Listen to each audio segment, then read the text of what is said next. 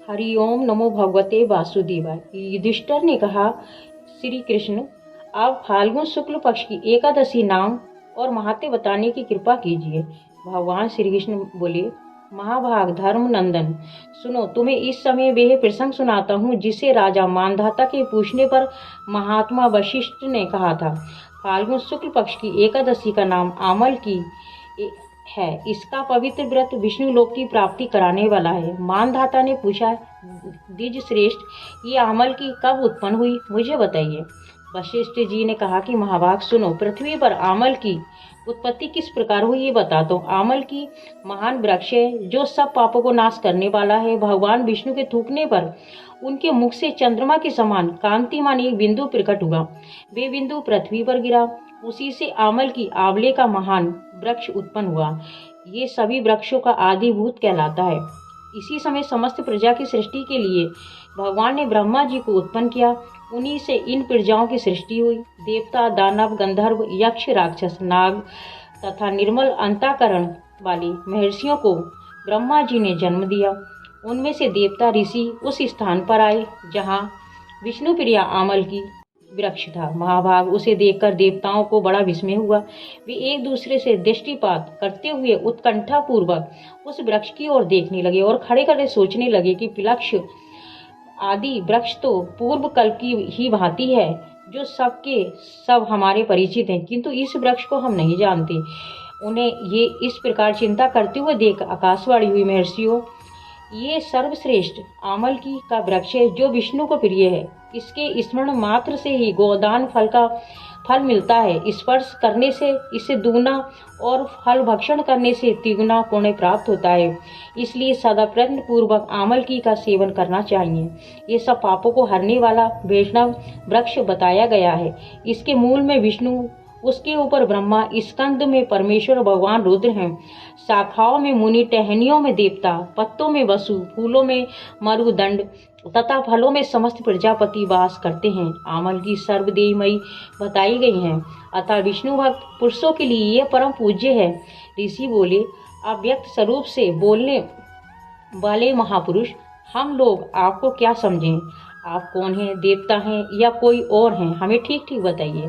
आकाशवाणी हुई, जो संपूर्ण भूतों के कर्ता और समस्त भुवनों की स्पष्टता हैं, जिन्हें विद्वान पुरुष भी कठिनाइता से देख पाते हैं, वही सनातन विष्णु मैं हूँ। देवादिदेव भगवान विष्णु का कथन सुनकर उन ब्रह्मा कुमार महर्षियों के नेत्र आश्चर्य से चकित हो उठे। उन्हें बड़ा विस्मय हुआ। वे आदि अंतरहित भगवान की स्तुति करने लगे। ऋषि बोले, संपूर्ण भूतों के आत्मभूत आत्मा एवं परमात्मा को नमस्कार है। अपनी महिमा से कभी च्युत न होने वाले अच्युत को नित्य प्रणाम है। अंतरहित परमेश्वर को बारंबार प्रणाम है। दामोदर कवि और यज्ञेश्वर को नमस्कार है। मायापते, आपको प्रणाम है।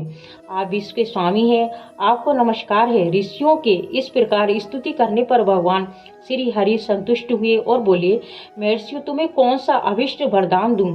ऋषि बोले, भगवान, यदि आप संतुष्ट हैं तो हम लोगों के हित के लिए कोई ऐसा व्रत बतलाइए जो स्वर्ग और मोक्ष रूपी फल प्रदान करने वाला हो। श्री विष्णु बोले, हे महर्षियों, फाल्गुन शुक्ल पक्ष में यदि पुष्पे नक्षत्र से युक्त द्वादशी हो तो वे महान पुण्य देने वाली, बड़े बड़े पातकों का नाश करने वाली होती है। धीरे धीरे करो।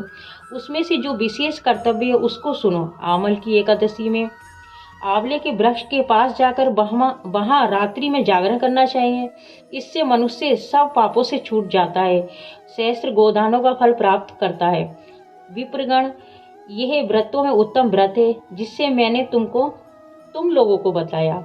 ऋषि बोले, हे भगवान, इस व्रत की विधि बतलाइए। ये कैसे पूर्ण होता है? इसके देवता नमस्कार मंत्र कौन से बताए गए हैं? उस समय स्नान और दान कैसे किया जाता है? पूजन की कौन सी विधि है तथा उसके लिए मंत्र क्या है?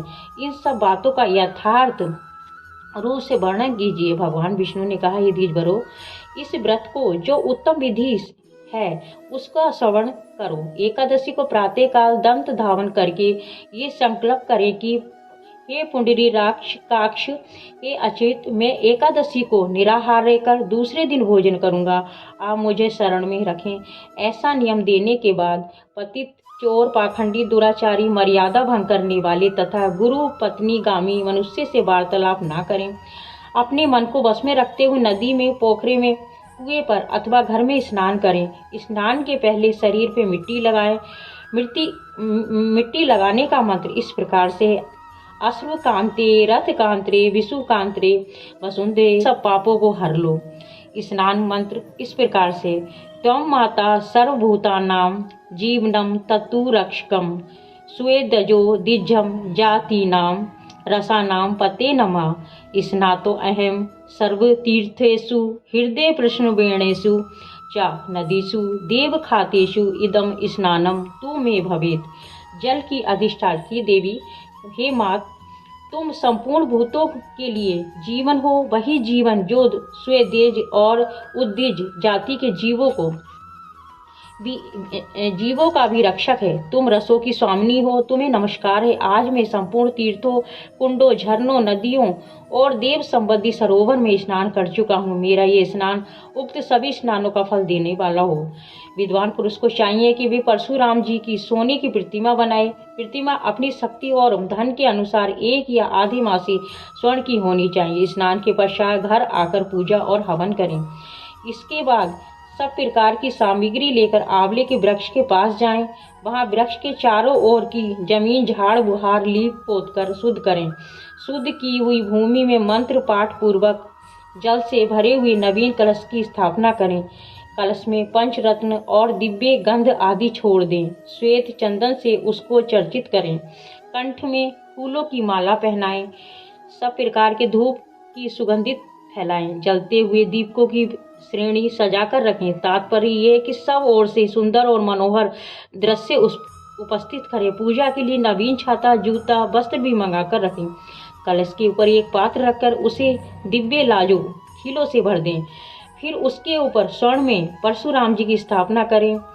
विश्वकाय नमः कहकर उनके चरणों की, विश्वरूपणे नमः से दोनों घुटनों की, उग्राय नमः जांघों की और दामोदराय नमः से कटी भाग की, पद्मनाभाय नमः से उदर की और श्री भत्स धारिणे नमः से वक्ष स्थल की, चकणे नमः से बाईं बाह की और गदिने नमः से दाहिनी बाह की, बेकुंठाय नमः कंठ की, यज्ञमुखाय नमः मुख की, विशोक निधे नमः नासिका की, वसुदेवाय नमः नेत्रों की, वामनाय नमः से ललाट की, सर्व आत्मने नमः से संपूर्ण अंगों तथा मस्तक की पूजा करें। यही पूजा के मंत्र हैं। तदंतर भक्ति युक्त चित्त से शुद्ध फल के द्वारा देवादिदेव परशुराम जी को अर्घ्य प्रदान करें। अर्घ्य का मंत्र इस प्रकार से: नमस्ते देव देवेश जामदग्ने नमस्तुते गृहणाय अग्राय मिमं दत्त माम लक्ष्या युतुम हरे। हे देवेश्वर जमदग्नि नंदन श्री विष्णु स्वरूप परशुराम जी, आपको नमस्कार है, नमस्कार है। आंवले के फल के साथ दिया हुआ मेरा ये अर्घ्य ग्रहण कीजिए। तदंतर भक्ति युक्त से जागरण करें। नृत्य, संगीत, वाद्य, धार्मिक उपाख्यान तथा श्री विष्णु संबंधी कथा वार्ता आदि के द्वारा ही वह रात्रि व्यतीत करें। उसके बाद भगवान विष्णु के नाम लेकर आमल की वृक्ष की परिक्रमा 108 या 28 बार करें। फिर सवेरा होने पर श्री हरि की आरती करें। ब्राह्मण की पूजा करके वहाँ की सब सामग्री उसे निवेदन कर दें। परशुराम जी का कलश, 2 वस्त्र, जूता आदि सभी वस्तुएं दान कर दें और ये भावना करें कि परशुराम जी के स्वरूप भगवान विष्णु मुझ पर प्रसन्न हों। तत्पश्चात आमल की का स्पर्श करके उसकी प्रदक्षिणा करें। स्नान करने के बाद विधि पूर्वक ब्राह्मणों को भोजन कराएं। तदंतर कुटुंबियों के साथ बैठकर स्वयं भी भोजन करें। ऐसा करने से जो पुण्य होता है वे सब बतलाता हूँ, सुनो। संपूर्ण तीर्थों के सेवन से जो पुण्य प्राप्त होता है तथा सब प्रकार के दान देने से जो फल मिलता है वे सब उपयुक्त विधि के पालन से सुलभ होता है। समस्त यज्ञों की अपेक्षा भी अधिक फल मिलता है, इसमें तनिक भी संदेह नहीं है। ये व्रत सब सब व्रतों में उत्तम है, जिसका मैंने तुमसे पूरा वर्णन किया है। वशिष्ठ जी कहते हैं कि महाराज, इतना कहकर देवेश्वर भगवान विष्णु वहीं अंतर ध्यान हो गए। तत्पश्चात उन समस्त महर्षियों ने उक्त व्रत पूर्ण रूप से पालन किया। हे नृपश्रेष्ठ, इसी प्रकार तुम्हें भी इस व्रत का अनुष्ठान करना चाहिए। भगवान श्री कृष्ण कहते हैं, हे युधिष्ठिर, ये दुर्धर्ष व्रत मनुष्य को सब पापों से मुक्त करने वाला है। हरिओम नमो भगवते वासुदेवाय।